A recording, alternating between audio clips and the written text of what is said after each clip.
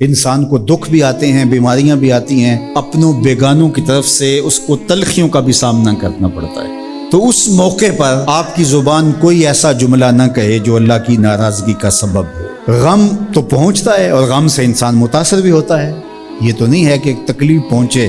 غالب نے کہا تھا روئیں گے ہم ہزار بار کوئی ہمیں ستائے کیوں۔ تو جب سینے میں دل ہے تو کوئی دکھ دے گا تو دکھی ہوگا، دل بے چین ہوگا۔ تو فرمایا کہ جب تکلیف پہنچے تو مدد کس سے طلب کرو؟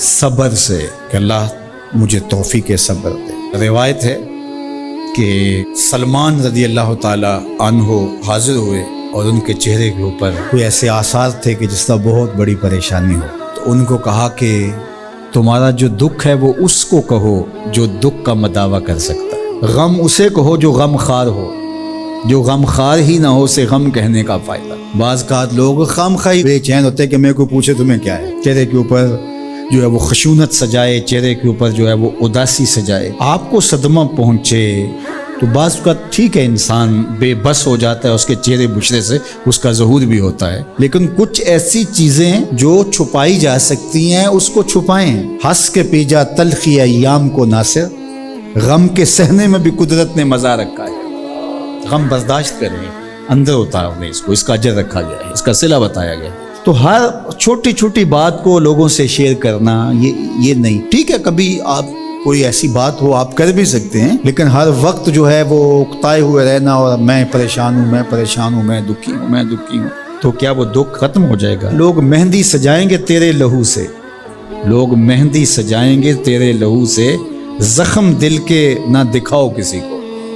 لوگ تو اس سے طرح مذاق بھی اڑائیں گے، اور جب تم ہنستے ہو تو زمانہ تمہارے ساتھ ہنستا ہے، اور جب تم روتے ہو تو زمانہ تمہارے ساتھ نہیں روتا۔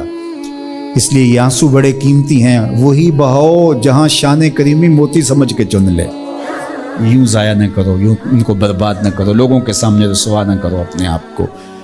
تو صبر کے دامن کو تھامو، ایک تو تلقین یہ کی گئی، اور دوسرا کہا والصلاۃ، اور نماز کے ساتھ اللہ سے مدد طلب کرو۔ حضور علیہ السلام جب بھی کسی مشکل میں مبتلا ہوتے تو حضور نماز کے لیے کھڑے ہو جاتے، اور میں نے خود کئی مرتبہ تجربہ کیا ہے، جب کوئی تکلیف پیدا ہو تو آپ نماز پہ کھڑے ہو جائیں، تکلیف میں تخفیف پیدا ہو جاتی ہے۔ اور بدر سے سخت دن کیا ہو سکتا تھا جب کافر پورے لاؤ لشکر کے ساتھ آ گئے، اور حضور کے لیے عریش ایک چھپر بنا دیا گیا، اور آقا کہیں وہاں مصلی بچھائے ہیں اور رب کے حضور کھڑے ہیں۔